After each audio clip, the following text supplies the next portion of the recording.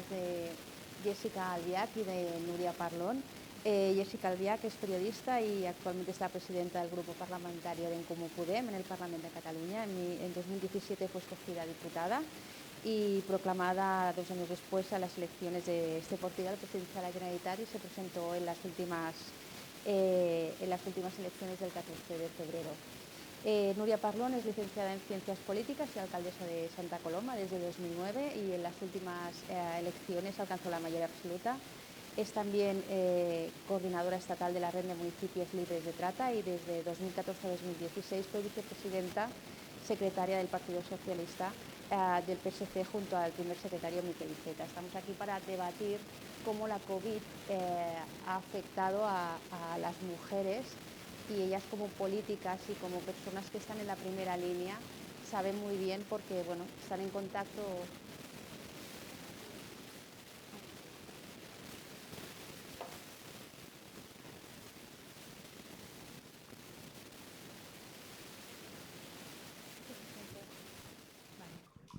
Ahora.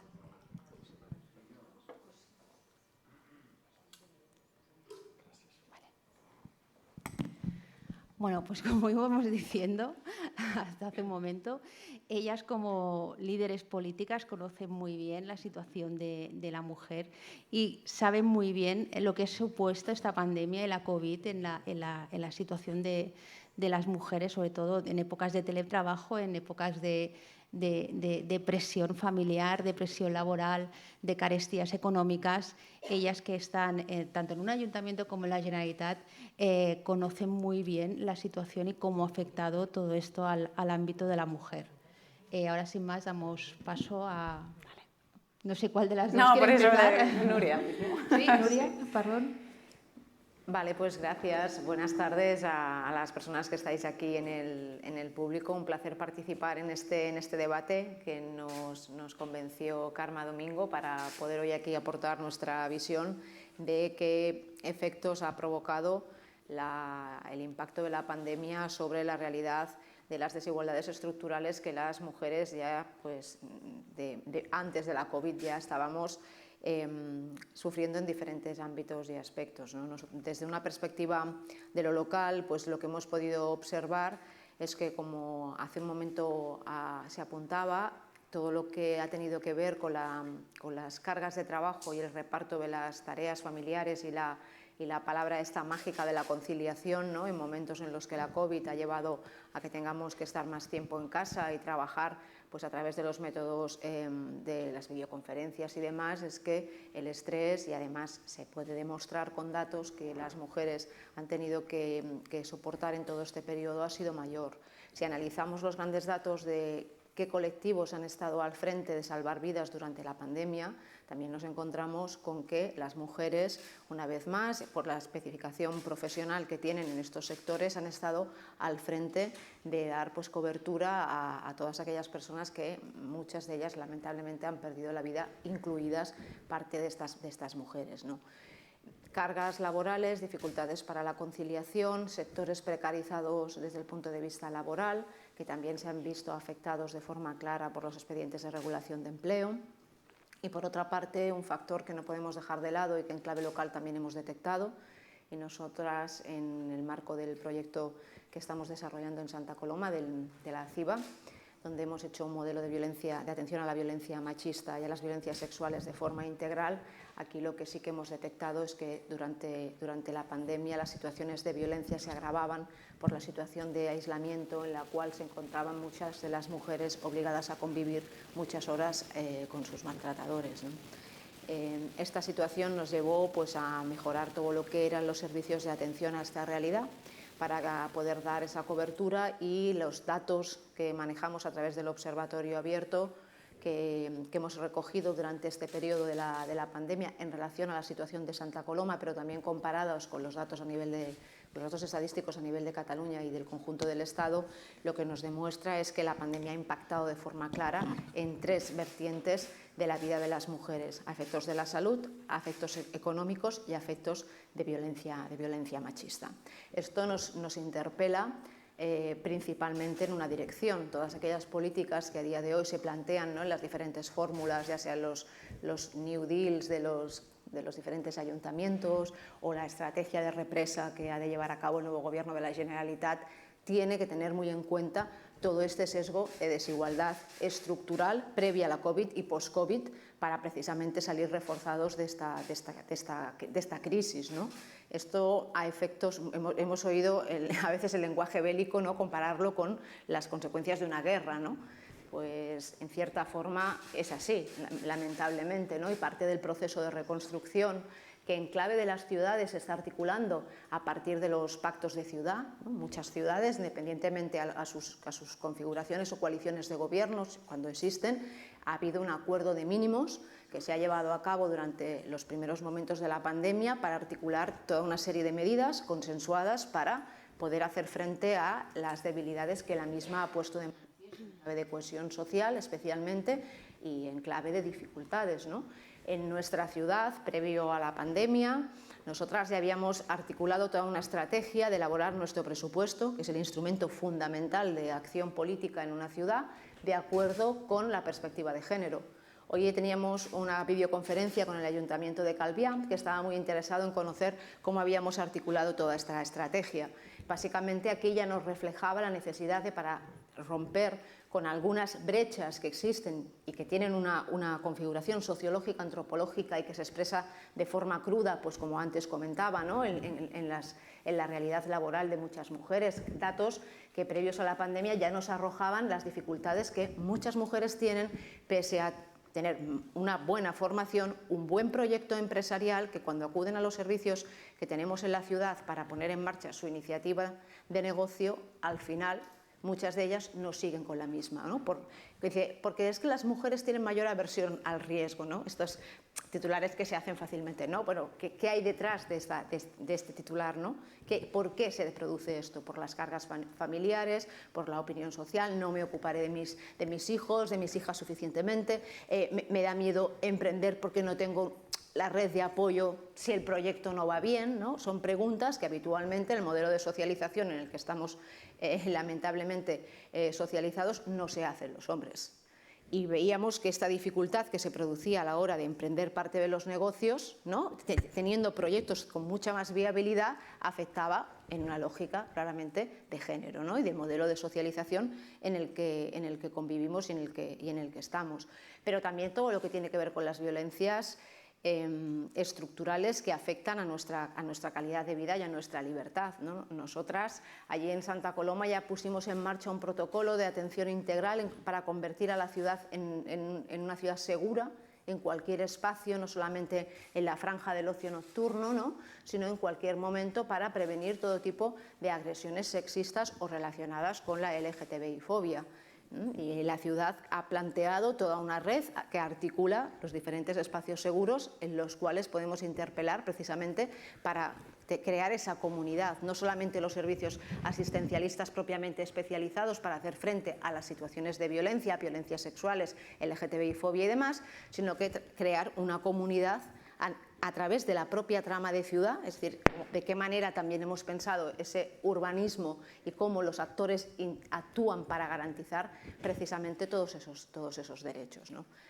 ¿Qué quiero decir? Todas aquellas políticas que ya estábamos articulando antes de la COVID ahora son más necesarias si cabe y necesitamos determinación a nivel de los diferentes gobiernos, del gobierno estatal, del gobierno de la Generalitat y evidentemente de los gobiernos locales. Creo que hay experiencias muy interesantes que se están impulsando a día de hoy precisamente desde lo local por la proximidad y por la capacidad que tenemos de poner en marcha trabajo comunitario. En el caso del proyecto que estamos impulsando en Santa Coloma, del que puedo hablar con conocimiento, a día de hoy nosotros hemos reforzado todo lo que sería la atención a las violencias machistas con servicios especializados. Las mujeres y sus hijos e hijas no tienen que pasar por diferentes ventanillas cuando se encuentran en una situación o en un proceso de violencia, no tienen que ir a los servicios sociales, no tienen que ir a la policía local a tramitar la primera denuncia o a Mossos d'Esquadra, sino que en el propio espacio de la CIVA tenemos articulados todos estos servicios de apoyo y acompañamiento, también en la forma de poner las denuncias para no encontrarnos con casos complejos como los que mediáticamente pues, hemos estado siguiendo durante estos días, ¿no? Con el indulto de Juana Rivas y toda la situación que se ha producido en relación a este caso en concreto, que ha sido mediático, pero que hay muchos más anónimos que son similares, ¿no? Todo este apoyo nosotros lo estamos dando en relación a la situación de violencia, pero luego hay otras desigualdades estructurales que hay que abordarlas también desde la perspectiva de generar posibilidades de ocupabilidad a muchas mujeres, ¿no? Nuestra ciudad es una ciudad intercultural, multicultural, en la que tenemos mujeres de todas las procedencias y queremos que sean protagonistas de los cambios. Y esto también es fundamental, garantizar su autonomía, su capacidad de poder tener un empleo y tener un empleo digno, ¿no? Y esta es la segunda apuesta desde la que queremos trabajar desde la CIBA. En la CIBA vamos a poner en marcha todo lo que sería un espacio destinado precisamente a la formación de las mujeres, que a día de hoy ya existe en el marco de la empresa municipal Grameenpuls, que ya tiene itinerarios de éxito de inserción laboral de mujeres, pero que en este espacio queremos también promover sobre todo la emprendeduría de las donas, que puedan llevar a cabo proyectos empresariales que también repercutan sobre la realidad de las mujeres, es decir, la autonomía y la capacidad, vamos a decir, de agenciarte tu futuro o también se dice, ¿no?, el empoderamiento, pero de agenciarte, como nos decía la maestra Marcela Lagarde, ¿no?, agenciarnos nuestro futuro, nuestra libertad pasa por la autonomía económica y por tener una remuneración y un empleo. Esto es básico, sobre todo en ciudades en las que el índice de paro es alto, y el índice de paro es alto especialmente para las mujeres, ¿no? Esta es una línea en la que vamos a trabajar y que evidentemente la situación post-COVID nos ha puesto de manifiesto que hay que invertir en esa dirección. Hay que invertir precisamente para disponer de itinerarios formativos en los que las mujeres puedan a día de hoy entrar con mayor fuerza. Estamos hablando todo el tema que centra parte de los debates, ¿no? Es decir, vamos a una sociedad cada vez más tecnologizada, con más presencia de lo tecnológico, y qué papel van a jugar las mujeres en esos campos de ocupación, ¿no? No estamos, somos pocas. Y las pocas que a lo mejor están, pues no tienen capacidad de incidir sobre cómo se están determinando parte de los algoritmos que van a condicionar nuestra vida, ¿no? Nuestros patrones cotidianos de acción, de consumo y de muchas otras cosas, ¿no? Pues aquí también necesitamos precisamente incidir en esa formación de las mujeres en todo lo que tiene que ver con el campo tecnológico. Esto es clave. Y otro aspecto fundamental que puede parecer más romántico, ¿no?, o más utópico, pero que también lo hemos de cuidar, es recoger la genealogía de las mujeres. Nosotros y nosotras en Santa Coloma, el movimiento asociativo y vecinal ha tenido un peso fundamental de la mano de la consolidación de los ayuntamientos democráticos para transformar la realidad de la ciudad, ¿no?, para dejar de ser un suburbio y ser una ciudad con servicios públicos y lo que podríamos decir, pues una ciudad en la que se puede vivir de forma confortable. Las mujeres han tenido un papel fundamental en todo esto, porque han estado en lo que antes llamaba, ahora son AFAS, antes eran las APAS, asociaciones de padres. Estaban al frente de la reivindicación de escuelas dignas, han estado al frente de la reivindicación de los primeros centros para atender las necesidades reproductivas de las mujeres y la salud ginecológica, han estado al frente de las reivindicaciones para tener calles asfaltadas, barrios dignos, pero pocas presidentas de asociaciones de vecinos y vecinas hemos tenido, ¿no? Pero ellas han estado y es una genealogía que se ha de recoger. O las primeras asociaciones de amas de casa que se constituían en las ciudades, en la primera que nosotros la tuvimos en el barrio de Singuerlín, que es una genealogía de mujeres que ahora superan muchas de ellas los 70 años y la hemos de recoger, porque es historia oral que si no la recogemos la vamos a perder. Y en esa línea también estamos trabajando en clave de ciudad, ¿no?, recoger la historia de las mujeres para tener referentes y a partir de esas referentes pues poder seguir cambiando, ¿no?, la realidad que nos afecta y nos interpela, porque nosotras no somos un colectivo, somos, pues vamos a decir, la mitad de la población y un poquito más, ¿no? Y frente a ese gran reto, pues necesitamos articular estrategias en diferentes frentes, ¿no? En clave local nosotros lo hacemos desde este espacio, ¿no?, desde este cuarto propio que es la CIBA, con una visión integral de las políticas de igualdad, y en esos ejes, ocupación, salud, genealogías, autonomía y sobre todo generar nuevos espacios también para la participación y la visibilización de las mujeres, estábamos trabajando y después de la pandemia, pues lo que nos demuestra nuestra hoja de ruta y la inversión que ya se estaba haciendo de forma clara en clave de presupuestos con perspectiva de género, ahora, después de la pandemia, cuando ya empezamos hemos superado la fase, vamos a decir, de emergencia, ¿no? Si lo comparáramos con una situación de catástrofe natural y no en sentido belicista con una guerra, ahora estamos en la fase de reconstrucción.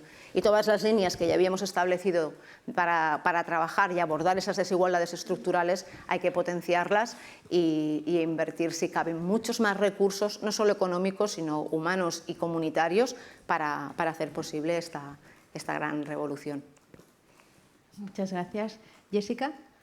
Sí, muchísimas gracias. Lo primero a las organizadoras por invitarme. Yo creo que son más necesarios que nunca estos espacios de debate, de reflexión, de pensamiento un poquito más sosegados, porque hay veces que lo urgente se va comiendo lo importante, hay otras veces en las que lo urgente y lo importante va de la mano, pero no siempre pasa.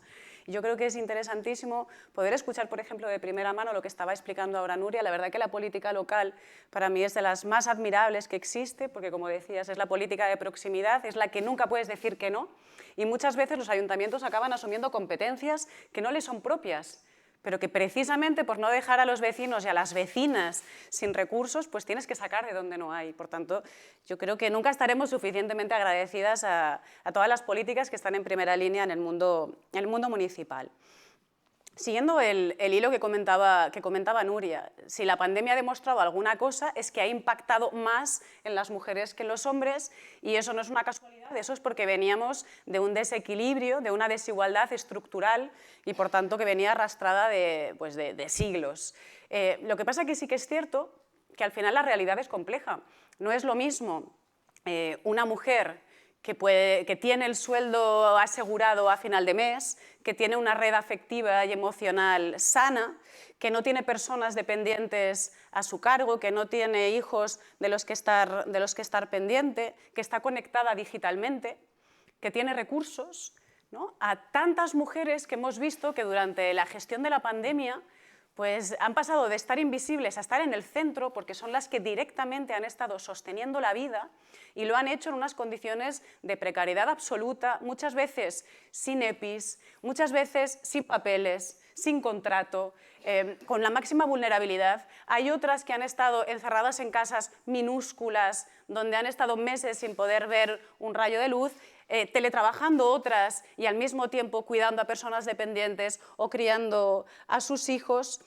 En definitiva, la realidad es muy compleja y es cierto que hay una desigualdad estructural que son las que sufren las mujeres, pero como siempre decimos, hay algunas que estamos en una situación de mayor privilegio que otras, ¿no? Y yo creo que por eso tenemos que atender a los distintos desequilibrios, las distintas brechas de desigualdad, pues con recursos diferentes. Yo creo que aquí entender la complejidad y la diversidad es importante para poder hacer políticas públicas que se ajusten a las necesidades de cada una.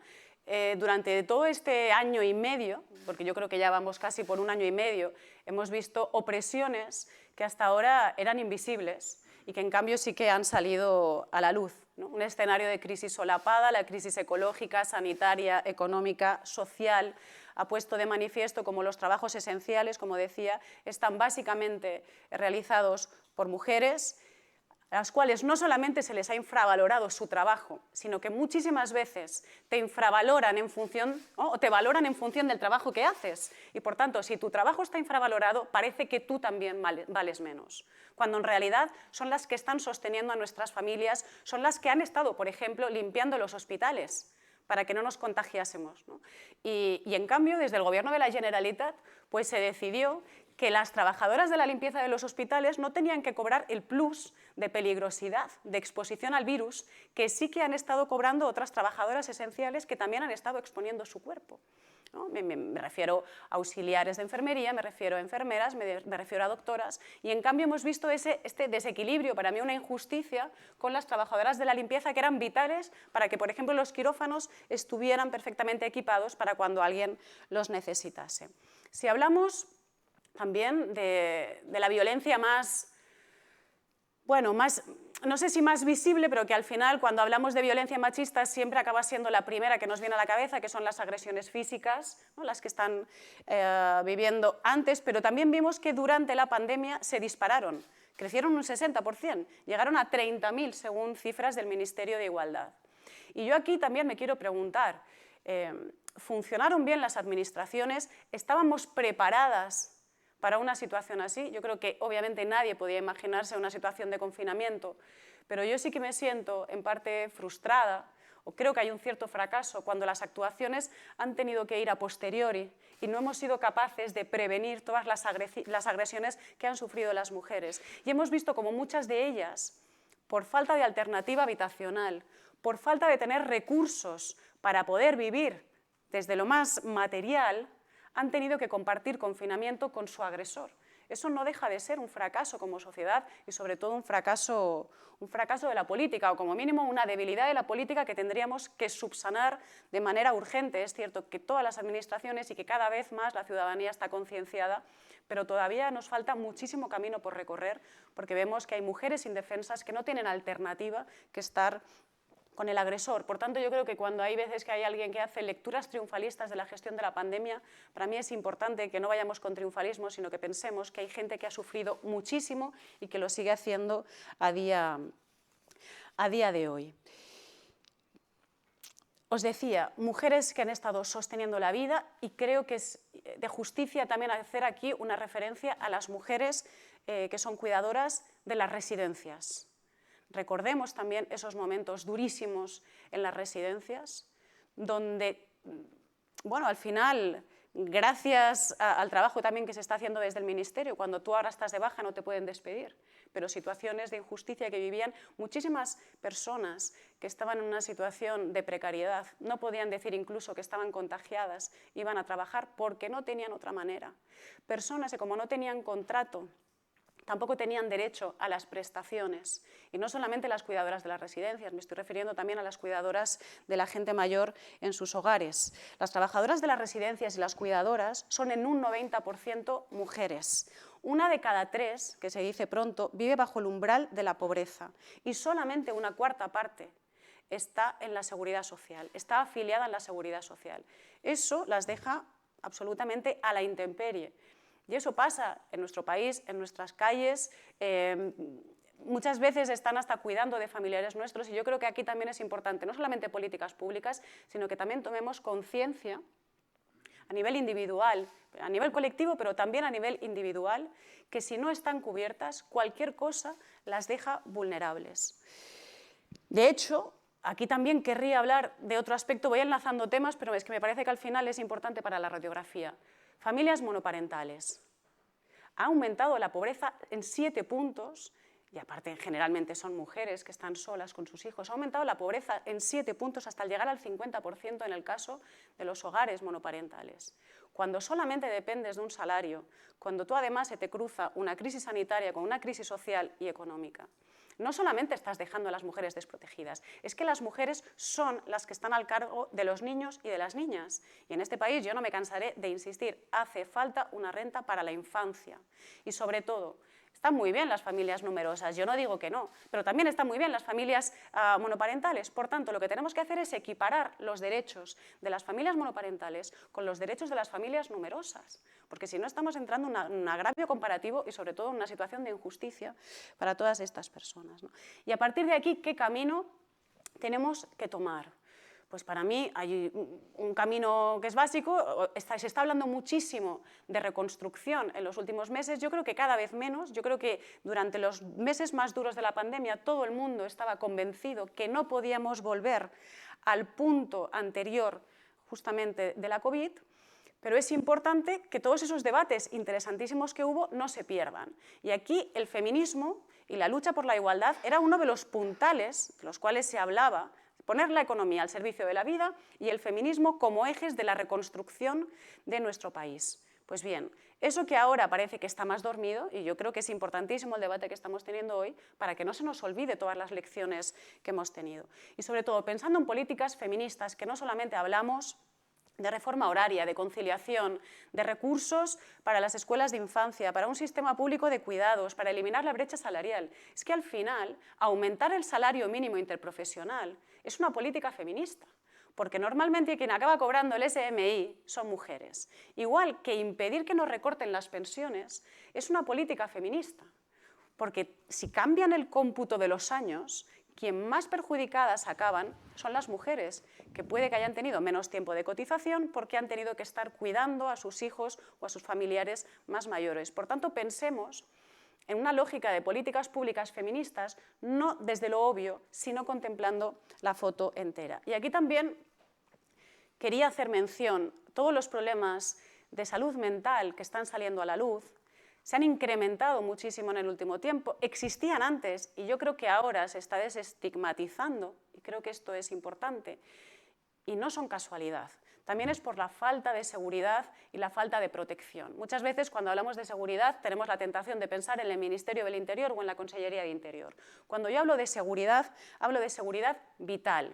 Hablo de la seguridad, de la tranquilidad, de la calma de saber que si te equivocas tienes una segunda o una tercera oportunidad, que si te caes hay alguien que te ayuda a levantarte, que tú puedes estar en tu casa y que nunca te va a faltar un techo, que tus hijos o tus hijas pueden ir tranquilos, como comentaba Nuria, por la calle paseando a la hora que sea, en las condiciones que sea y vestidos como sean, que nadie te va a agredir por ser mujer o por amar de manera diferente a lo que se supone que es lo habitual o lo tradicional, que puedes crecer, desarrollarte, prosperar hacia donde tú quieras y también que tus hijos van a vivir mejor que tú, porque estamos en un momento de retroceso de derechos en los cuales ahora mismo las personas jóvenes o se tienen que ir o están en unas condiciones peores, casi con un 40% de paro. Viven peor que los padres y que las madres. Por tanto, a esta es la seguridad a la que yo me refiero, para dar certezas y para que el 30% de las consultas que hay ahora mismo en la atención primaria no sean sobre salud mental, porque esto es consecuencia de un sistema que nos ha traído hasta aquí y que es profundamente cruel e injusto. Y ya voy acabando, pero no me gustaría hacerlo sin decir que creo que necesitamos más liderazgos femeninos y feministas, ¿no? Liderazgos como el de Nuria, por ejemplo, como el de Ada Colau, como el de Yolanda Díaz, sobre todo que tienen clarísimas cuáles son las prioridades. Hace relativamente poco éramos, bueno, unas poquitas las que hablábamos de poner la vida en el centro, ¿no? Y de tener muy clara que necesitábamos una economía a favor de la vida. Parece que este discurso cada vez va siendo más hegemónico. Yo lo celebro. Ahora hace falta que pasemos de las palabras a los hechos y que también esta manera feminista de hacer política se note en las políticas y se note en la manera de hacer política, entendiendo que de esta o nos salvamos todas o no se salva nadie, que hace falta más cooperación y no tanta competición y que solamente desde las alianzas y los acuerdos podremos prosperar. Bueno, ahora si queréis hacer alguna pregunta, primero yo quiero preguntarles a ellas. Cuando estábamos en el confinamiento, la sensación de que teníamos todos es que de la pandemia saldríamos mejor, ¿no? Como sociedad. Era el espíritu que en ese momento emanaba de, bueno, nos ha pasado una cosa muy gorda de esto, saldremos reforzados y como sociedad saldremos pues mucho mejores. No es el caso. Yo creo que no es el caso, sobre todo teniendo en cuenta el tema de las desigualdades femeninas. Es un problema estructural, las dos lo habéis dicho. Es un problema que necesita inversión, pero más allá de la inversión necesita un cambio de paradigma. Es decir, un cambio mental de la sociedad que llevamos mucho tiempo intentando alcanzar, pero parece que no llega. Y la pandemia incluso ha sido un torpedo a la línea de flotación de este mensaje que querían, bueno, vosotras como políticas enviabais a la sociedad. ¿Cómo veis que esta situación puede llegar a revertirse en esta reconstrucción social que después de la COVID es la que surgirá? Bueno, es una pregunta compleja porque después de lo que hemos explicado y que en cierta forma hemos ido complementando las líneas, ¿no?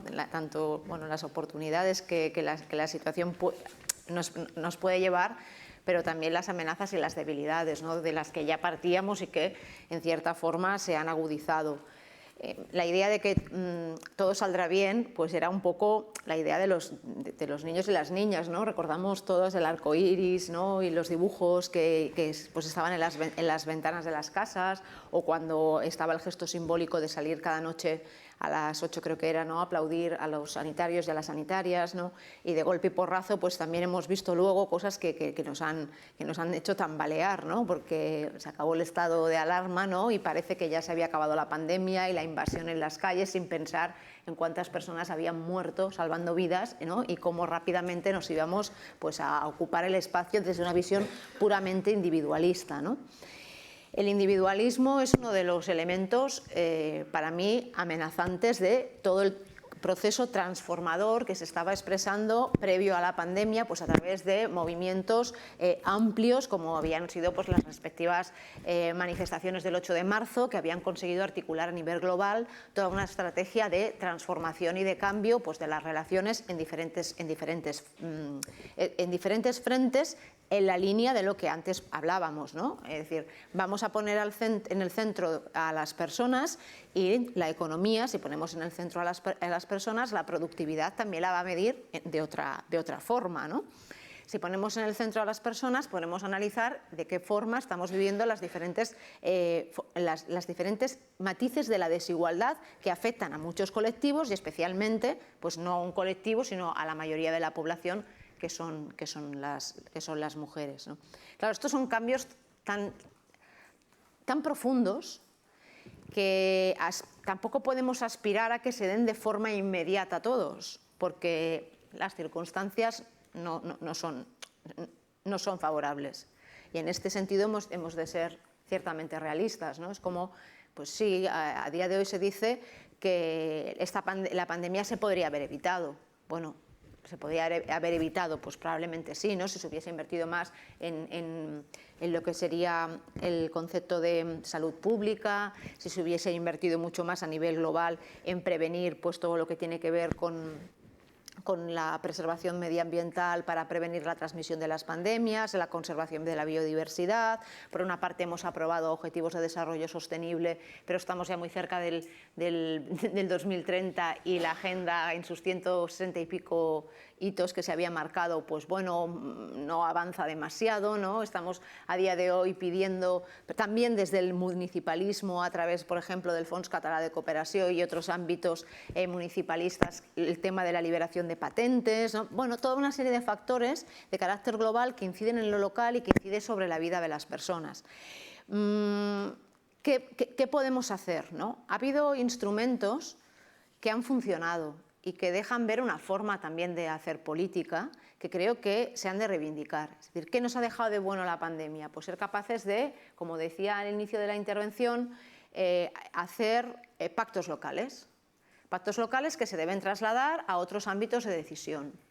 Los pactos llevan a consensos. Es verdad que llevan muchas veces a un mínimo común denominador, pero es que ya es mucho podernos poner de acuerdo precisamente para tener una economía mucho más sostenible, emprender políticas públicas que incidan realmente sobre la realidad de las personas, ¿no? Ponía un ejemplo Jessica, que yo estoy muy de acuerdo. Las familias monomarentales, que son mayoritariamente mujeres a cargo de sus hijos e hijas, tienen que tener la posibilidad de ser consideradas igual que las familias numerosas, a efectos de incentivos pues, en política fiscal, en ayudas y demás. Son cosas relativamente simples en las que nos podríamos poner de acuerdo fácilmente, ¿no? Y no ocupan a lo mejor parte de la agenda ni de los debates, porque la gestión normalmente no da grandes titulares. Y lamentablemente la política a día de hoy se alimenta de titulares y de confrontación, ¿no? Otras cuestiones básicas que se pueden llevar a cabo y que tienen que ver con el modelo educativo, con las oportunidades para los jóvenes y también para las mujeres, ¿no? Cómo trabajamos en todo lo que tiene que ver pues, con la formación profesional, que es un aspecto fundamental para generar empleo en este 40% de jóvenes que están sin oportunidades y sin excesivas motivaciones, porque no es un panorama agradable al que hacemos frente, ¿no? ¿Cómo articulamos políticas de coeducación, o como las queramos llamar, de educación en la igualdad, en los centros de secundaria, especialmente, bueno, en los de primaria y en los de secundaria, para que las relaciones entre hombres y mujeres y en las diferentes facetas de la diversidad sexual y afectiva con la que a día de hoy estamos acostumbrados a relacionarnos, no vayan en contra de los derechos precisamente de esta libertad, ¿no? Y no confundamos libertad con abuso o agresión sexual muchas veces, ¿no? que se da en una trampa que lamentablemente están sufriendo muchas de nuestras adolescentes. Nosotras vamos a los institutos de secundaria y hacemos unas encuestas, ¿no?, sobre cómo se relacionan los chicos y las chicas a día de hoy en el ámbito sexual y afectivo, y nos encontramos cosas que nos sorprenden y nos alarman, ¿no? Es decir, cómo se están normalizando determinadas violencias sexuales o determinadas situaciones relacionadas pues, con la diversidad sexual, la LGTBI-fobia y determinadas cuestiones que requieren abordarlas desde el punto de vista educativo. La educación como oportunidad económico, laboral, ¿no?, en un contexto económico que tiene que poner a las personas en el centro, pero también la educación para garantizar que esa igualdad real y efectiva que las leyes recogen se traduce luego en relaciones sanas. Nos debería alarmar parte de cómo se están relacionando a día de hoy algunos de nuestros jóvenes en esa faceta que es casi tabú. O sea, que consigues que las chicas, especialmente son chicas, la expresen después de hacer mucho trabajo, ¿no? Pues ahí tenemos un problema, ahí hemos de invertir recursos. Los pactos locales decía que eran importantes y que pueden servir de referencia como un instrumento para conseguir mejoras en el medio y en el largo plazo, porque nos llevan a consensos, nos llevan a trabajar alianzas y nos llevan sobre todo a presupuestar aquello que vamos a poder abordar. Y aquí es donde entra la parte de la gestión, ¿no? Y qué papel juega lo público. Y cómo lo público, a través de la concertación, porque no puede ser de otra forma, público-privada, lleva precisamente a garantizar esas condiciones laborales dignas que queremos para las mujeres. Es decir, la capacitación laboral, la autonomía en cuanto a recursos, pero también trabajos que no sean a precario, ¿no? Porque si no, ¿cómo valorizamos esos trabajos? Es decir, ¿por qué los trabajos de las curas, ¿no?, de la atención a las personas, donde están mayoritariamente empleadas mujeres, se consideran de menor importancia a la hora de ser remunerados? Pues son preguntas que nos tenemos que hacer y que tenemos que articularlas en los cambios que políticamente estamos en condiciones de poder hacer, ¿no? La pandemia nos ha descolocado un poco de esta hoja de ruta porque hemos tenido que estar haciendo frente a situaciones inesperadas relacionadas pues, con la vulnerabilidad social, y esto ha sido así. La vulnerabilidad social la padecen en primera instancia las mujeres, y ya lo hemos dicho, y podríamos seguir poniendo ejemplos, casuísticas, realidades cotidianas. Servicios sociales, la atención a los servicios sociales, las mujeres son las que están al frente, son las que van a hacer las gestiones a los centros de atención de familias, son las que entoman el tener que llevar una documentación para acceder a una prestación, las que muchas veces van con sus hijos, tienen problemas porque no saben si van a ser desahuciadas o no se pueden poner enfermas porque tienen que tirar del carro. Solamente hace falta ver los indicadores de quién va a los servicios sociales, son mayoritariamente mujeres. Son las que hacen frente a la situación de dificultad, ¿no?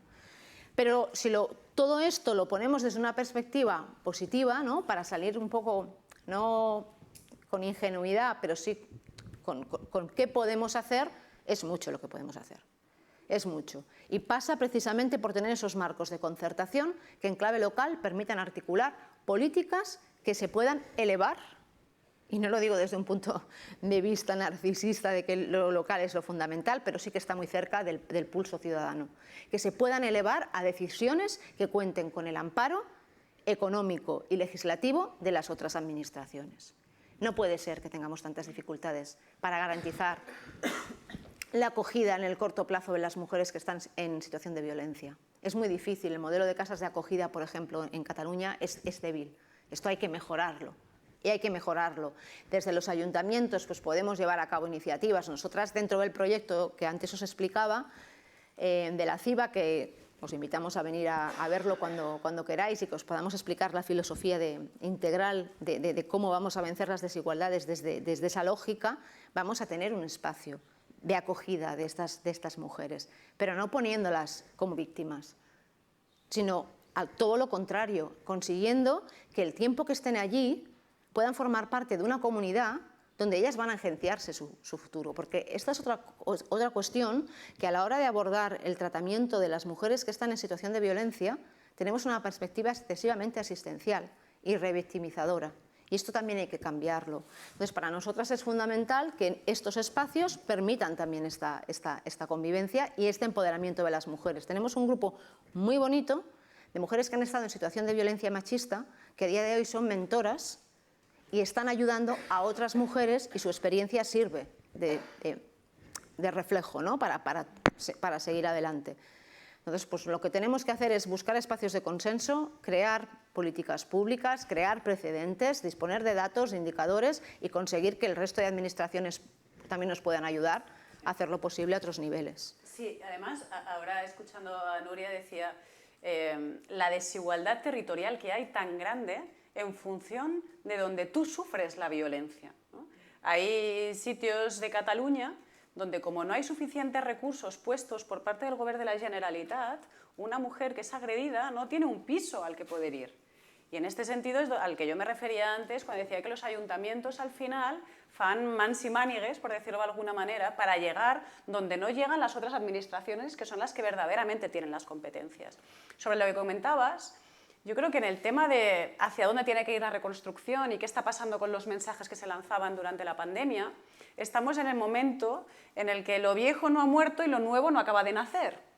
Es cierto, aún así, que aunque vemos escenas que son desesperanzadoras, y no solamente, bueno, pues algún fin de semana que hemos visto que se han ido las cosas de las manos, o para mí lo más desesperanzador del mundo fue la victoria de Ayuso en Madrid, que ahí sí que fue el triunfo de la irresponsabilidad, no de la libertad, de la irresponsabilidad o del egoísmo por encima del bien común. El individualismo que comentaba Nuria, ¿no?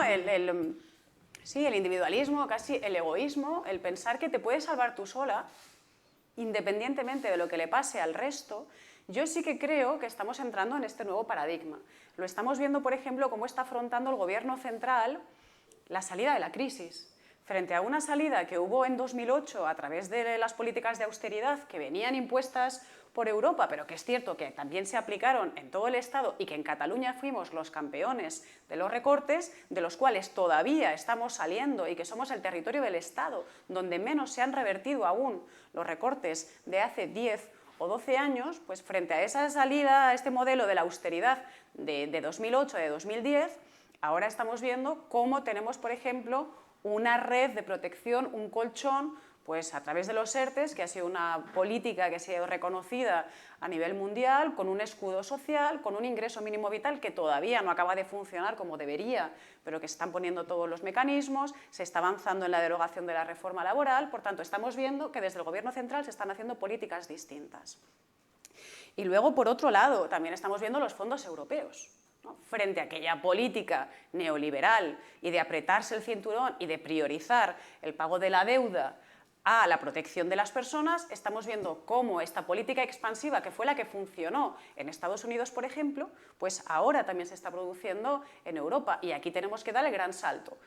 ¿Qué es lo importante? Que esta salida a través de los fondos europeos no la acaben capitalizando las grandes empresas para hacer greenwashing, por ejemplo. Lo que tenemos que hacer es verdaderamente atender a esta ola verde, que además es democratizadora. Para mí, el feminismo y el ecologismo, el ecofeminismo es la principal ola democratizadora que tenemos ahora mismo y tiene que pasar de las palabras a los hechos. Ahora nadie dice que no es feminista, salvo los de Vox. Ahora nadie dice que no es ecologista, salvo los de Vox, ¿no? Que son los negacionistas de todo. Muy bien. Ya tenemos los discursos, ahora lo que tenemos que hacer es materializarlo con políticas públicas. Y aquí creo que, más allá de lo que hagan los gobiernos, que les tenemos que exigir todos, necesitamos gobiernos, pero también oposición, hacer un tipo de política mucho más responsable, no tan cortoplacista, pensando realmente en que tenemos una oportunidad histórica, como hubo después de la Segunda Guerra Mundial, y que aquí o cambiamos el paradigma o es que dentro de 10 años, 20 años, no podremos levantar cabeza. No podremos levantar cabeza en términos de desigualdad, porque yo creo que ahora mismo hay algunos que se están preguntando qué nivel de desigualdad o qué grado de desigualdad puede soportar una sociedad, pero no solamente a nivel de desigualdad, sino que sabemos que la desigualdad, la justicia social, tiene que ir de la mano de la transición ecológica, que no tiene que ser vista como una amenaza, sino que tiene que ser vista también como una oportunidad para generar puestos de trabajo, sitios de trabajo que permitan, bueno, que pasemos de ser y de tener un modelo productivo muy poco resiliente, como se ha visto también durante la pandemia, bueno, a centrarnos más en la investigación, a centrarnos más en la biotecnología, a centrarnos más en la investigación médica y biomédica y sobre todo a que no se nos vaya todo este talento de jóvenes que al final las mentes más brillantes acaban saliendo, ¿no?, de nuestro país por las pocas oportunidades que tenemos y por los pocos recursos que se invierten. No sé si alguien quiere hacer una pregunta. Hola. Como mujer os deseo mucha suerte en la historia, porque va para largo y yo ya no lo veré, pero vosotras que sois más jóvenes sí. Entonces, yo os voy a hacer una petición, voy a hablar en nombre de las mujeres que están en la capa más baja de la sociedad, que son estas mujeres que dejan a los hijos en Sudamérica, 2 y 3, y vienen aquí a cuidarse de las señoras que pueden pagarse una señora, ¿vale? Estas no tienen papeles, 3 años sin papeles, que pueden ir por la calle y las pueden detener y devolver, que realmente van a estar todo su tiempo cuidando y no recibiendo nada a cambio, sino un poco de dinero para enviar allá, y que esta tierra les va a servir simplemente para haber ganado un dinerito y muchas veces perder alguno de los hijos que tienen allá. Porque mi madre tuvo una chica que se marchó de Cochabamba a los 8 meses, la niña tenía 8 meses, y cuando ella pudo volver, la niña ya no le decía mamá, porque la que había sustituido era la cuñada.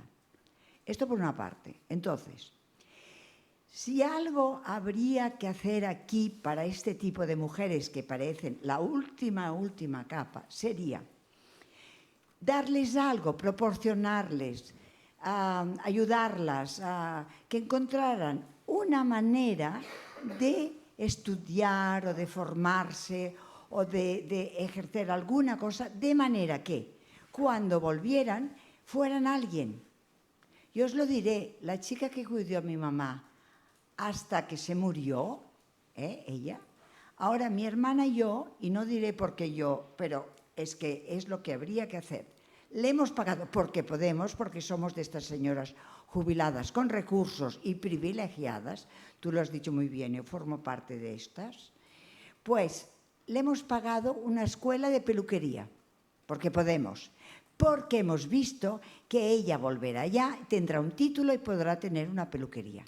Y esto puede ser una peluquería, pero hay muchas cosas, porque algunas no saben ni leer ni escribir, porque allí han sido muy puteadas, con todo el machismo que existe. Vienen aquí y justo si hay alguien consciente les ayuda a escribir. Supongo que Nuria conocerá mucho tipo de personas de este estilo, Jessica también, pero en el Ayuntamiento de Santa Coloma habrá muchas mujeres que están en esta situación. O sea, que yo le digo a la Berna, ¿dónde podemos ir? Porque yo puedo pensar por ella, pero ellas no piensan por ella, no pueden. Es una cuestión de falta de conciencia, porque ellas han venido aquí puteadas y con ganas de ganar algo por los niños que dejan y que tienen unas añoranzas que quién de estas mujeres de aquí, que ahora somos todas y todas vamos a jugar, pero ellas no son ni capaces de pensar en ellas hasta que alguien les dice eres alguien y te vamos a ayudar para que seas alguien, aparte de lavar culos y cambiar.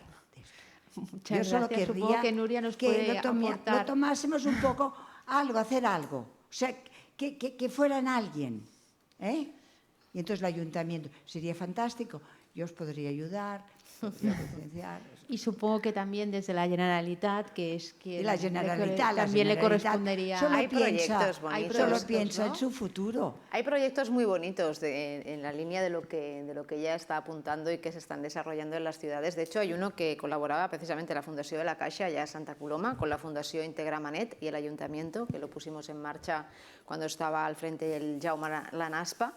Y era un proyecto muy bonito orientado a esta dirección. Muchas mujeres, algunas también vienen con sus hijos, y con sus hijos enfermos. Nosotras tenemos una historia muy dura y muy bonita a la vez porque ha tenido un buen final, de una mamá que estaba con su hijo con leucemia aquí. Vienen con un tiempo de ayudas, pero luego se acaban.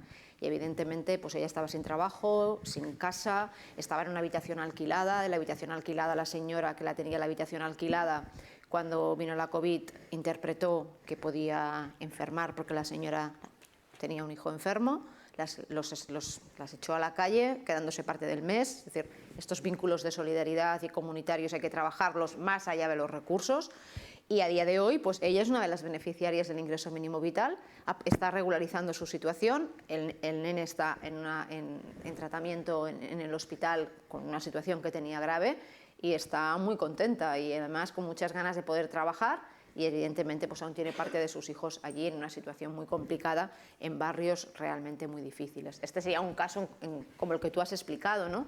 Pero hay iniciativas que se están trabajando con el tercer sector que son muy potentes y muy interesantes, con fundaciones. En el caso de Santa Coloma, la Fundació Integramanet hace una labor muy interesante en esta cuestión. Y nosotros también tenemos programas desde el Ayuntamiento y desde Gramimpuls que van mucho en esta dirección también, ¿no? De dar oportunidades a estas mujeres, acompañamiento y sobre todo red, que creo que esto también lo apuntaba antes Jessica, ¿no? La importancia de tener red de personas y de tener una cobertura, ¿no? De sentirte parte de una ciudad, parte de su tejido asociativo, y tener pues, el amparo y el apoyo que cuando vienes sola, sin recursos, sin familia y sin medios, y muchas veces sin dominar el idioma, porque las mujeres que vienen de Latinoamérica al menos cuentan con que hablan castellano. Imaginaros las que vienen de Bangladesh, las que vienen de Pakistán, la situación ahí es mucho más compleja, ¿no? Pero tenemos proyectos muy bonitos. Ahí en Santa Coloma, por ejemplo, estamos desarrollando un proyecto de alfabetización de mujeres de Pakistán, de mujeres de la India, que lo lleva una profesora que se llama Nilam, y están haciendo verdaderas virguerías a nivel de barrio, también con otra entidad que se llama el Casal dels Infants del Raval, que trabaja con el ayuntamiento en proyectos muy bonitos en esta dirección. Fantástico. Yo no puedo dejar de decir que tenemos en este país una ley de extranjería que es injusta y que es cruel, y que también hay que cambiar. Lo digo porque más allá de todas las políticas que se puedan hacer desde el ámbito municipal, desde el ámbito autonómico, creo que también es de justicia decir, y nosotros formamos parte del Gobierno central, pero creo que hay una ley, que es la ley de extranjería, que no trata bien a las personas, que permite que haya personas, mujeres sobre todo, que acaben trabajando en condiciones prácticamente de semiesclavitud. Y que esta explotación, porque ellas están poniendo su cuerpo, ellas están poniendo su vida para cuidarnos aquí y para cuidar allí. ¿Y quién las cuida a ellas, ¿no? Y por tanto yo creo que el mayor cuidado que les podemos dar es una situación legal en la cual ellas no estén indefensas y ellas puedan acudir, no solamente que tengan una red emocional de recursos a la que acudir, sino que también por su propia condición, por sus papeles, ellas no se sientan vulnerables y no se sientan a la intemperie, que también es lo que sucede ahora. ¿Alguna pregunta más? Sí, nos llega una pregunta desde el streaming y dice: ¿creéis que, dada la evidencia de que la implicación de las mujeres en trabajos esenciales ha sido enorme, eso va a ayudar a aumentar la concienciación de la importancia de esos trabajos? ¿Qué trabajo como el de cuidadora o limpiadora dejarán de ser un trabajo de segunda? Bueno, Gracias. han sido muy necesarias durante la pandemia. Cuidadoras, limpiadoras, cajeras de supermercado, gente que antes tenían trabajos que eran, bueno, que considerábamos trabajos que eran sin importancia o que no se les prestaba atención, han sido determinantes para el buen funcionamiento de hospitales, de nuestra alimentación. Bueno, íbamos todos al supermercado. Sí, lo que pasa es que creo que más allá de decir que son esenciales, que esto ya lo tenemos, ¿no?, clarísimo y creo que se ha reconocido por parte de todo el mundo, ¿alguien se ha replanteado cómo acaban siendo remunerados no solamente ese trabajo, sino cualquier otro trabajo? Es decir, ¿en función de qué va el salario? ¿En función de los años que has estudiado? ¿En función del peligro al que estás sometido? ¿En función de los años en los que tú puedes ejercer? Porque, por ejemplo, las camareras, porque acaban siendo camareras, acaban siendo mujeres de hoteles, las que acaban limpiando, acaban teniendo muchísimos problemas de artrosis en los huesos, dolores, hay un momento en el que ya no pueden soportar más. Esto en algún momento se está planteando cómo tienen que ser remunerados, no está siendo así. Por tanto, yo creo que todavía no estamos en ese punto de conciencia y lo siento decir, creo que tenemos que machacar con esto, creo que es importante foros como en el que estamos hoy, creo que desde el Parlamento, los ayuntamientos, hay que decirlo, pero es cierto que yo creo que todavía no estamos en un punto en el que eso sea así. Es cierto que se está trabajando desde el Ministerio de Trabajo en todo el tema del estatuto también de las mujeres que trabajan en el hogar, pero todavía no lo tenemos listo y más allá de eso creo que también hace falta remuneración económica y reconocimiento social, que sí que hubo durante la pandemia y que creo que eso cada vez se va quedando más en el cajón. Sí, la parte del reconocimiento para mí es fundamental, es decir, de qué manera cuantificamos como que es altamente necesario y que genera valor añadido una profesión para recibir uno u otro salario, ¿no? Estamos muy concentrados en incrementar la productividad de nuestra economía, ¿no? Pues tendríamos que preguntarnos cómo la podríamos incrementar si estas mujeres, más las que no cobran por hacer estas tareas, que aún están en sus casas, desaparecieran de golpe. ¿Qué costes tendría esto? Remuneradas y no remuneradas, mal remuneradas y no remuneradas. Si fuésemos capaces de cuantificarlo, ¿no? esta doble economía, hay un libro muy interesante que se ha publicado recientemente que aborda esta cuestión a nivel global. ¿Qué sucedería? Sería imposible. No seríamos capaces de generar riqueza, ¿no?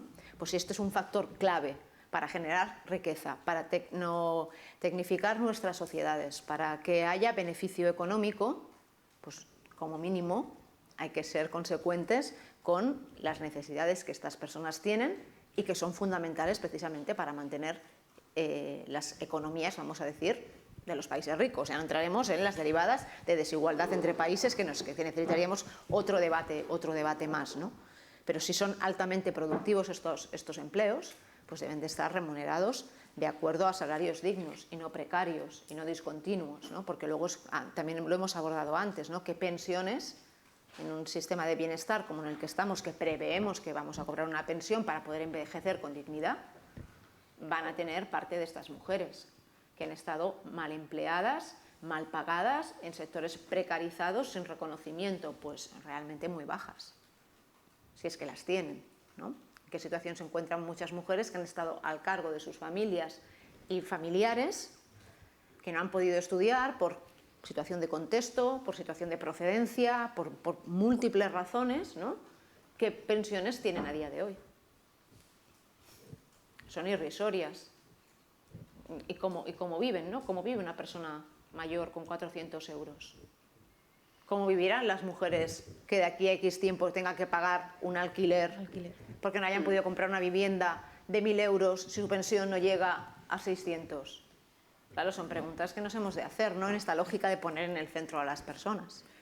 Y fíjate que desde muchos ayuntamientos, por ejemplo, el servicio de teleasistencia es gratuito, bueno, es gratuito, lo cubre el ayuntamiento, pero eso ahora, por ejemplo, lo estamos pidiendo y era una de las cuestiones que negociábamos con Aragonés, ahora lo volveremos a poner encima de la mesa, sobre todo qué pasa con el modelo residencial y con todo el tema de la teleasistencia, ¿no? En función de si vives en un municipio u otro, tienes cubierto o no. Yo creo que habría que dar cobertura a todas las personas indistintamente del punto de Cataluña en el que se encuentren. Sí, sí. Bueno, y si ya entramos en cuestiones de dependencia, el SAT social, el llamado Servicio de Atención Domiciliaria Social, cuando la estancia hospitalaria es menor, ¿no? Porque evidentemente fruto de los recortes, las estancias hospitalarias se han reducido y si se plantean en un modelo de salud desde el punto de vista de que la persona pueda estar en casa, vale, estamos de acuerdo, tiene que estar en casa, pero tiene que estar en casa con unos servicios, con una atención, posoperación y de recuperación, ¿no? Esto también lo estamos asumiendo en los ayuntamientos. Son factores que, como queda dentro de la gestión, ¿no? La gestión es algo farragoso no sé si es correcto en castellano, pero bueno, pero es una realidad, afecta a la vida, especialmente de las mujeres, porque las que tienen que hacerse cargo también de esos procesos de atención son normalmente las mujeres, que llevan la sobrecarga de los cuidados en el entorno familiar. Tenemos una nueva pregunta. Sí, por favor. Gracias. Primero, bueno, gracias a las ponentes y a la moderadora. Está siendo muy, muy interesante todas sus reflexiones. Cuando haces una radiografía de la política en España, te das cuenta o te informas que España es uno de los países con más número de políticas, de mujeres al frente de ayuntamientos, de mujeres en el Congreso, de mujeres al frente también de comunidades, etcétera. Uno de los países de Europa, digo, con mayor número. Pero luego vemos que no se legisla o que cuesta mucho legislar en favor de las mujeres. O sea, todo lo que ustedes están ahora planteando, evidentemente estamos todas de acuerdo, ¿no? Entonces, ¿qué ocurre, ¿no? Cuando estas reflexiones, ¿no? O estas reflexiones que todos compartimos llegan a un parlamento o llega a un congreso? ¿Hay brecha de género también ahí? ¿Son los hombres los que legislan? ¿No nos escuchan a pesar de esa representación tan importante que hay de mujeres en política? ¿Qué es lo que pasa para que no avancemos o no avancemos como nosotras pensamos que deberíamos avanzar? ¿Voy? Gran No. Sí, que aquí haya unas cuantas no quiere decir que haya muchas. También puede ser que en otros sitios haya pocas, ¿no? Por ejemplo, todavía no hemos tenido una presidenta del gobierno, ¿no? Del gobierno central. Pero no solamente eso. Yo, por ejemplo, hoy teníamos comparecencia porque el presidente aragonés estaba explicando la composición de su gobierno. Y es cierto que por primera vez hay más mujeres que hombres que son conselleras. Pero si tú luego te fijas, presidente, hombre, vicepresidente, hombre, economía, hombre, educación, hombre, salud, hombre, interior, hombre. ¿Qué quiero decir con esto? Claro que tiene, a mí me parece muy bien que haya hombres en el gobierno, no le digo que no.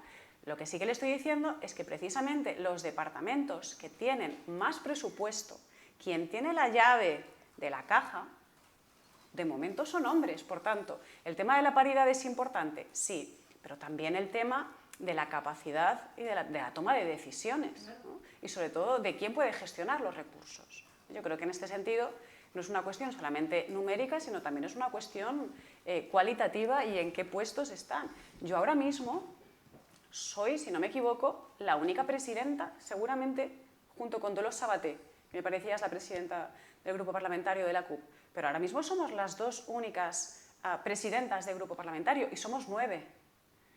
En la anterior legislatura, en Comú Podem, teníamos presidenta, portavoz y portavoz adjunta, las 3 mujeres. Nunca había pasado. Lo habitual es que siempre sean hombres. Y presidentas de grupos parlamentarios hemos tenido pocas. Yo me acuerdo de Alicia Sánchez Camacho, de Inés Arrimadas, seguramente creo que fue Mireia Boya también de la CUP, pero que al final te salen con los dedos de una mano. Por tanto, ¿que hay mujeres que están en política? Sí, pero que no siempre están en puestos estratégicos.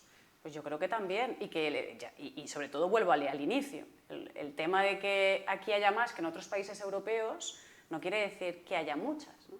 Cuando además, por ejemplo, cuando vemos, y yo creo que se ha convertido en un gran referente a nivel internacional, la presidenta de Neozelanda, caray, o sea, al final es un tema de que haya mujeres, pero también es un tema de qué políticas están haciendo esas mujeres y sobre todo las políticas, insisto, lo que he dicho antes, la manera de hacer política, ¿no? Si tú veías su manera de gestionar la pandemia, era muy distinta a la que lo podían estar haciendo otros dirigentes, otros presidentes a nivel internacional, no solamente europeo. Por tanto, yo creo que este grado de empatía, de tejer alianzas, de cooperar y no de competir, tiene que ser el camino que nos siguen, porque además yo creo que la gente es lo que nos está pidiendo.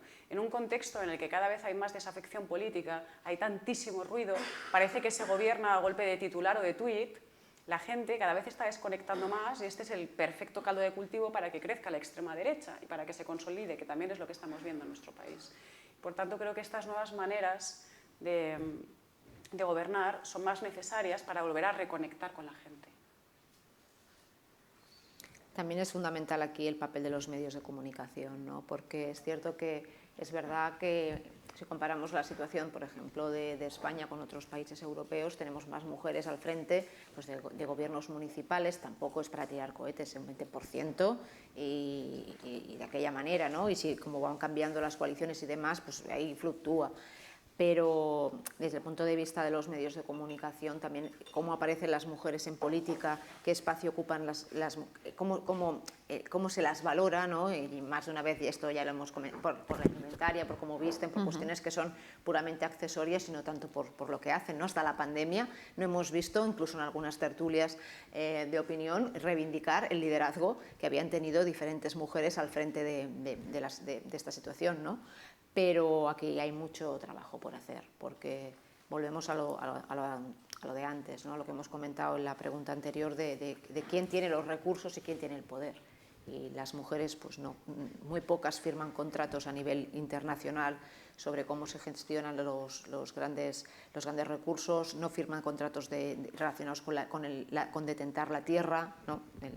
sobre el trabajo de la propia tierra, no firman contratos las mujeres, no se firman contratos empresariales, no hay presencia en los grandes consejos de administración, o cuando la hay tenemos que ser realistas y no podemos distinguir tampoco entre que lo hagan hombres o lo hagan mujeres, porque al final acaban haciendo lo mismo, ¿no? Entonces, siempre es el ejemplo fácil a poner, ¿no? Que dices, bueno, si es que hacen lo mismo, ¿qué más da? ¿No? Es el mérito, ¿no? La meritocracia. Se impone la meritocracia por encima del valor añadido que puede aportar un liderazgo distinto para redistribuir mejor la riqueza, por ejemplo, ¿no? Y abordar satisfactoriamente parte de los retos que nosotras hemos ido comentando esta tarde aquí, ¿no? Aquí hay una asignatura pendiente muy grande, pero que también sería para hablar en otro debate, ¿eh? Cómo se organizan los partidos políticos, cómo se trabajan las alianzas entre las mujeres dentro de los partidos políticos, cómo es nuestro paso por la política. Eso da lugar para otro debate bastante complejo. No sé si hay alguna pregunta más.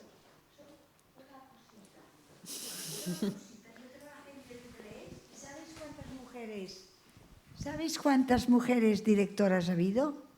Una en 35 años. Bueno, los medios de comunicación y las mujeres también podíamos hacer otro debate, ¿eh? No, pero es Yo creo importante, porque habéis hablado ahora de los medios de comunicación. Sí, sí. Y uno de los más Es una larga importantes historia esto es también. nuestra televisión. Y ahora quién hay y quién vendrá. Y ha habido una, Mónica Terribas, y nada más. Y los sub eran todo hombres. Y esto es muy interesante, porque las mujeres, el papel que ejercían eran maquilladoras, vestuario, secretarias, productoras, la que más. Y realizadores eran de 30, éramos 3 realizadores mujeres. Esto es verdad que es un debate, pero es que esto pasa en todas grandes compañías, en las grandes empresas, en empresas públicas, Sí. Lamentablemente Sí. es la situación que, bueno, ahora van llegando con cuentagotas, pero No vamos han llegado, alcanzando. al TV3 no ha llegado, ¿eh? No han llegado, no, ojalá llegase. A lo mejor ahora el señor Aragonés sacará al Vicens Sánchez, que ya puede ir a descansar, y a ver si ponen una mujer inteligente, feminista y un poco que ponga orden, porque esto es un desastre. Muchas gracias. No sé si alguien quiere añadir alguna cosa más. Bueno, buenas tardes y muchas gracias también a las ponentes y a la presentadora, porque ha sido muy interesante. Y entonces, empezando un poco por lo que la presentadora había iniciado, ¿hemos salido mejor o hemos salido peor de esta pandemia? Seguramente en momentos tan complicados como estos, pues se ve lo mejor por una parte, que se radicaliza, y lo peor por otra, que también se radicaliza. En cuanto a lo mejor, yo he observado, como aquí también se ha dicho, una gran solidaridad vecinal. Y esto es algo que es muy importante y que quizás las administraciones tendrían que promover, promocionar y ayudar. Es decir, generar estos movimientos sociales que han surgido de acompañamiento y ayuda a muchas personas que lo han necesitado. Y en cuanto a una de las cosas peores, quizás que yo he visto últimamente, quizás se ha radicalizado en la pandemia o quizás ya venía así, es el tema de, y ha salido un poco también, vosotras dos lo habéis dicho, el tema de la libertad y las agresiones, sobre todo en el ámbito de la comunicación. A mí me ha llamado mucho la atención cómo las personas que tienen un rol público y particularmente personas que os dedicáis a la política, cómo podemos estar viendo en las redes sociales las barbaridades que se pueden llegar a decir y muchas veces también con unas connotaciones de género que dan asco, con perdón de la expresión. Y aquí entramos en un tema también muy complejo que no lo vamos a solucionar ahora, pero que es importante no dejar de decirlo, y es esa contradicción entre la libertad de expresión y lo que puede ser el derecho a la propia imagen social y el derecho a la propia estima de uno mismo, que evidentemente también son derechos fundamentales y están en contraposición. Quizás en el pasado se le daba mucha más importancia a la imagen social y a la autoestima que a la libertad de expresión. Pero yo creo que hemos ido haciendo una deriva y que las cosas están cada vez más confusas en cómo tienen que encajar la libertad de expresión y precisamente la autoestima y el valor social de determinada persona que se va deteriorando efectivamente con todas estas comunicaciones a través de los medios sociales. Quizás lo más paradigmático últimamente ha sido la alcaldesa Ada Colau, que ha tenido que abandonar Twitter. Es decir, porque evidentemente eso produce una erosión. Todo este tipo de comentarios, de observaciones, muchas veces, ya digo, con esas connotaciones tan claras de género, y lo que siempre se había denominado como contradicción entre la libertad de expresión y lo que tradicionalmente se llamaba el derecho al honor, se protegía precisamente porque es una forma que ayuda a realizar la actividad social de cualquier persona. Es decir, la difamación de una persona en tu barrio, en tu escalera, etcétera, pues evidentemente que perjudica mucho a las personas. Si esa persona además tiene un rol público y está, digamos, como hay muchos que la toman como el pim pam pum del momento, por intereses políticos o por lo que sea, evidentemente eso va a perjudicar su carrera política, social y muchas veces personal también. Bueno, supongo que tenemos que diferenciar entre la gente que es maleducada, que hay mucha gente maleducada también en Twitter, y la gente que va a hacer daño y sobre todo va a hacer daño de una manera dirigida contra las mujeres. Es decir, ellas supongo que por estar expuestas al público, por tener redes sociales, aguantan un tipo de situaciones que en el caso de un político sería completamente diferente y no llegaría a extremos que, bueno, es que se ve, vaya, en Twitter o se ve en todas las redes sociales. Es una cuestión que supongo que a ellas les afectará más porque están más expuestas. Pero sobre todo hay que pensar en este equilibrio que tiene que ser o una cuestión de interpretación de las leyes o una modificación de las leyes en cuanto, como sociedad, primero se requiere una reflexión. Es decir, ¿qué queremos? ¿Una libertad de expresión absolutamente desbocada? Es que yo no creo que sea una cuestión de libertad de expresión. Yo creo que cuando hay insultos, cuando hay falsedades, ¿no? Lo que hemos llamado tanto de fake news, aquí tenemos que entrar a valorar si se trata de libertad de expresión o si hay expresiones y ataques que casi están rozando la agresión, ¿no? Yo creo que ahora mismo comentabas el caso de Ada. Ada no tiene que dejar Twitter. Ada decide voluntariamente dejar Twitter porque se da cuenta de que no le suma, de que no le aporta. No hay que perder de vista para qué sirven las redes sociales, ¿no? Y yo creo que además tienen una función, bueno, como todo, al final son una herramienta que se puede utilizar bien o no. Y Twitter cada vez se está convirtiendo más en un espacio hostil donde es muy difícil establecer diálogos sanos críticas constructivas y donde realmente puedes sacar algo de provecho. Si al final Twitter se está convirtiendo en un espacio donde determinadas personas deciden verter su odio y no nos ayuda en nada en construir una sociedad mejor, unas relaciones más sanas, para hacer política de una manera más empática, porque conoces de primera mano lo que desde otro punto de vista, si no es a través de las redes sociales, no conocerías, porque lo bueno es que te puede escribir gente desde cualquier rincón, de cualquier edad, de cualquier condición, entonces no están cumpliendo su función. Es decir, nadie tiene por qué ser la diana de insultos y de barbaridades porque alguien decida desahogarse contigo y tú tienes que soportarlo. Es decir, para mí las redes sociales tienen una función, en el momento en el que esa función deja de operar, pues no tiene ningún sentido, porque claro, ella al final se veía bastante impotente y sobre todo que al final, y yo creo que aquí sí que atinabas muy bien, obviamente te afecta, somos personas. Yo creo que a nadie le resulta plato de buen gusto tener que soportar barbaridades diarias o falsedades y mentiras directamente, ¿no?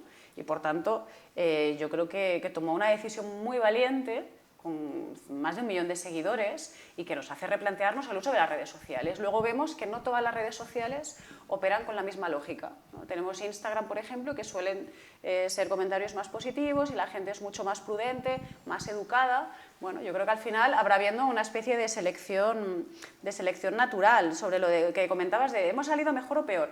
Pues fíjate, yo creo que hemos salido mejor, porque estamos teniendo debates que antes costaba más tener. Es cierto que seguramente ahora somos menos tolerantes hacia determinados comportamientos, ¿no? Le damos más importancia y creo que eso es positivo. Creo que somos mucho más conscientes de lo que nos gusta o no nos gusta o de lo que repercute en el bien común o en lo que no repercute. Y luego también otra cosita de redes sociales y con esto acabo. Yolanda Díaz hace unos poquitos días tuvo que suspender su agenda, bueno, porque no se encontraba bien, estaba enferma y lo explicó en un tuit. Yo creo que esto es otra manera de hacer. Es decir, ¿en qué momento ha habido un hombre político, un ministro, que ha hecho un tuit y ha dicho he tenido que suspender la agenda porque no me encuentro bien, ¿no? Y tengo que ir al médico? Yo creo que también es una manera de dar ejemplo. Somos ministros, somos ministras o somos políticos y políticas, pero somos personas y hay veces que nos encontramos mal y hay veces que tenemos que ir al médico y hay veces que tenemos que suspender nuestra agenda. Y creo que es una manera de entender que somos vulnerables todas y todos y que nos necesitamos y que necesitamos unos servicios públicos que nos atiendan cuando nos ponemos enfermos. Y creo que esto está bien que también se empiece a contagiar, es decir, que nos mostremos tal y como somos, porque más allá de hacer política, somos personas. Y si la gente entiende que somos personas, seguramente el nivel de agresividad también bajará. Bueno, pues no sé si hay alguna pregunta más, ¿no? Pues con esto ya daríamos por concluido el debate. Muchas gracias a Nuria Parlon y a Jessica Albiach y muchas gracias a todos por vuestra presencia y más debates como este en los que poder profundizar sobre temas tan importantes para la sociedad como el de mujeres y política, que bueno, está relacionado al final con un poco con todo. Vaya, muchas gracias. Adiós.